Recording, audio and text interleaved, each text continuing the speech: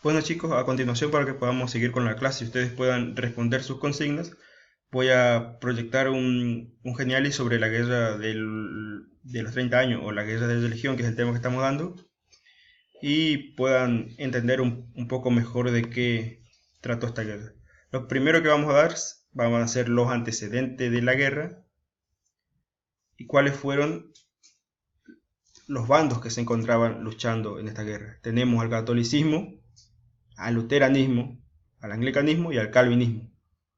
Los últimos tres vendrían a ser lo que se denominó durante la época protestantes, ya que ellos no eran una nueva religión, ellos eran solo otra forma de practicar el catolicismo, pero ellos protestaban contra Roma y sus formas de practicar esta fe, ¿no? Esto empezó cuando el Papa León X empezó a hacer obligatorio el pagar el diezmo, el que vos pagaras, por ejemplo, que uno de ustedes vaya, cometa un pecado y vaya a la iglesia y simplemente pague un cierto precio por sus pecados y que quede absuelto de ese pecado. Esto era lo que no le gustaba a los protestantes, y el primero en hacer contra esto fue Martín Lutero cuando presentó sus tesis donde criticaba a la iglesia. Luego vino Calvino, que fue mucho más fuerte que, el, que Lutero también. Y así es como se empezó a dar conflictos después, cuando estas religiones e ideas se expandieron por toda Europa. Acá en la diapositiva siguiente pueden ver cómo se fueron expandiendo. Hacia el norte los luteranos se fueron expandiendo, mientras que el sur permaneció siendo católica. Los anglicanos estaban en todo lo que sería Inglaterra y Escocia. También pueden ver así que se expandió por toda Europa lo que sería el protestantismo. Esto llevó a que luego se empezaran conflictos dentro de los reinos, ¿no? Porque uno tenía una fe y el otro tenía otra fe. A veces pasaba que el monarca tenía una fe, por ejemplo, era protestante, pero los súbditos eran católicos. O viceversa, era al revés a veces. Esto llevó a conflictos, ¿no? A choques de ideologías. Y esto desató la guerra de los 30 años. Pero la guerra de los 30 años empezó primero como una revuelta. Para eso vamos a ver las fases de la guerra. La primera fase fue la fase bohemia, que se dio de 1618 a 1625. Esta fase bohemia primero empezó como una simple revuelta, por decirlo así, ya que empezó cuando el emperador del Sacro Imperio Romano, Matías I, murió y le dejó el imperio a Fernando II, que fue elegido como su sucesor. Pero Fernando era un católico muy devoto y él quería que el imperio volviera a ser puramente católico, que ya no hubiera más protestantes. Esto obviamente no gustó a algunos de la clase dominante, que eran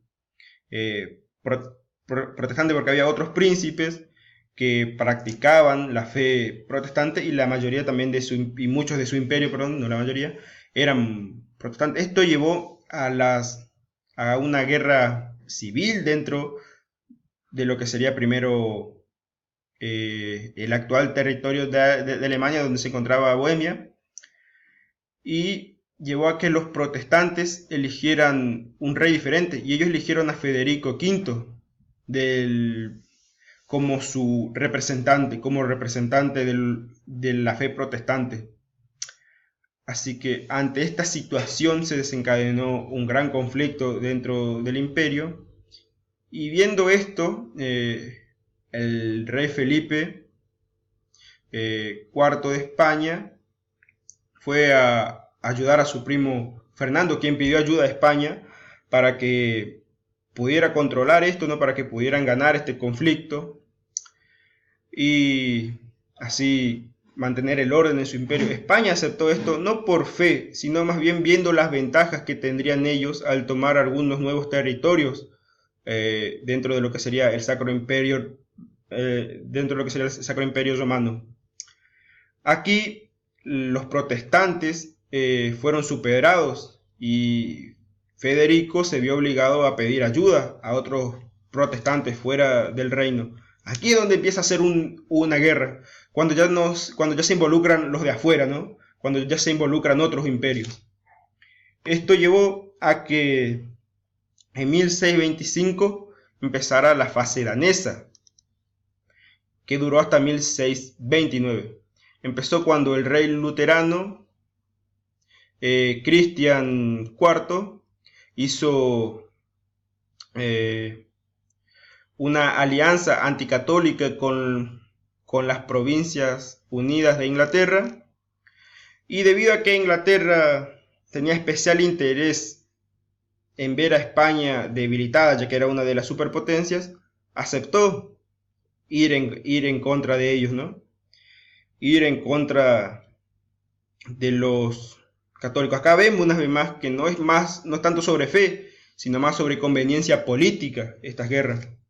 Lo que hicieron fue una alianza para poder llevar a cabo una expedición a las costas de Cádiz para destruir flotas que llegaban a estas costas, que venían con oro y plata de América, que traían los españoles. Pero este intento, ¿no?, de saquear el tesoro español, el tesoro que era católico también, fracasó, ya que las costas estaban no solamente muy bien defendidas, lo que permitió que pudieran llegar refuerzos para enfrentar a los ingleses y a los protestantes, o sea, a los protestantes, sino que también muchos de los barcos que hundieron y que atacaron no tenían ningún valor, porque no traían lo que se creía, que el oro o la plata que se creía. Esto llevó a que Carlos I de Inglaterra, que era el rey durante esa época, se retirara, que Inglaterra se retirara con las manos vacías, que fuera un fracaso esto. Esto llevó a que los súbditos de Carlos en Inglaterra pensaran que no era un buen monarca ni para dirigirlos, que no era bueno durante los tiempos de guerra. Aquí Inglaterra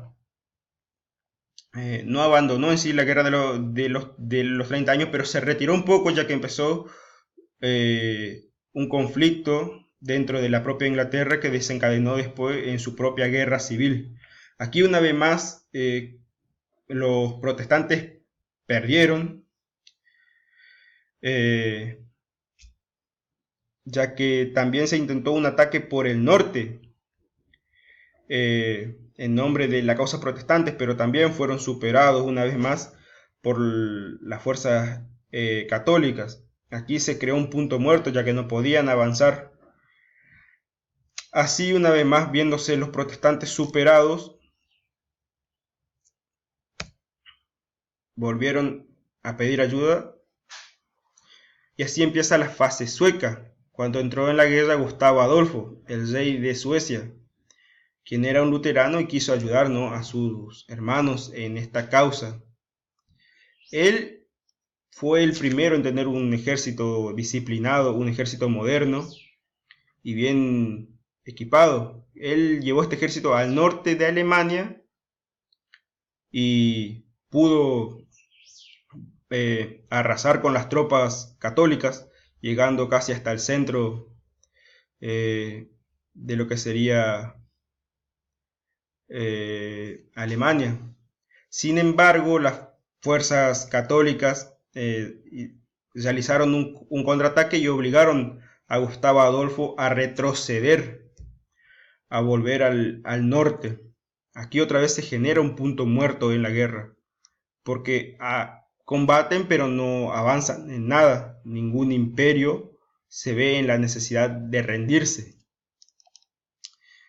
Así que, viendo esto, Gustavo Adolfo empezó negociaciones con el canciller Richelieu de Francia. Acá Richelieu era el que estaba a cargo de Francia, ya que, como yo le expliqué anteriormente, cuando un monarca no tenía la edad suficiente, alguien se hacía cargo de su imperio hasta que él pudiera tomar el mando. En este caso, Richelieu, que era un cardenal, estaba a cargo de Francia. él empezó con Gustavo Adolfo ciertas negociaciones para que Francia pudiera unirse a los protestantes para ayudarlo.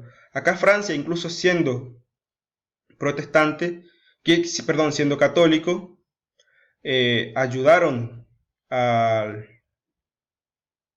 a los protestantes, ya que se veían amenazados por España y por el Sacro Imperio Romano si ellos ganaban esta guerra. Pensaron que se unirían en una superpotencia que les impediría, que luego podría conquistarlos a ellos.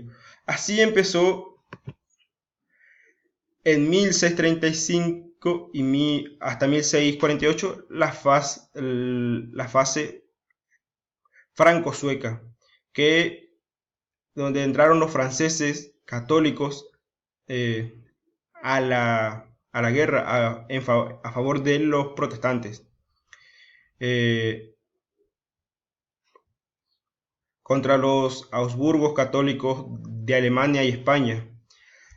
La batalla que decidió esto, o que marcó, mejor dicho, un antes y un después de la guerra, fue la batalla de Rocroi en 1643, donde los franceses entraron por el sur de Alemania y arrasaron con el ejército con el ejército católico. Así también el ejército que ya estaba protestante, que ya estaba en el norte, empezó a avanzar, lo que dejó a los católicos en una posición en donde estaban al borde de perder, lo que llevó a que 5 años después, en 1648, se empezaran las negociaciones para terminar con esta guerra, lo que llevó a que se firmara la paz de Westfield, que fue una de las grandes consecuencias de la guerra, ya que la paz de Westfield, acá como pueden ver, permitía la libertad de determinar a cada imperio su propia religión. También dejó en claro que la política y la religión se verían separadas, que para que no hubiera otro conflicto como este, simplemente por lo que serían la fe. También llevó a que Francia ganara parte de lo que es el territorio alemán. También después, para los suecos, ellos se apoderaron de los estados germánicos como Brandeburgo y Baviera. Los Habsburgos no perdieron ningún poder, pero lo que sí ocurrió es que los Habsburgos perdieron el respeto, perdieron su influencia en lo que sería Europa. Pero el mayor cambio también que hubo junto con la paz de Westfield fue que los estados que conformaban al Sacro Imperio Romano ganaron autonomía, lo que significa que se separaron del Sacro Imperio y llevaron a que el Sacro Imperio se disolviera. Así que así como ven, las consecuencias de esta guerra hicieron un antes y un después en la guerra, un antes y un después en lo que sería Europa. Así que así termina mi presentación y espero que puedan realizar las consignas que les dejé. Cualquier duda me pueden preguntar.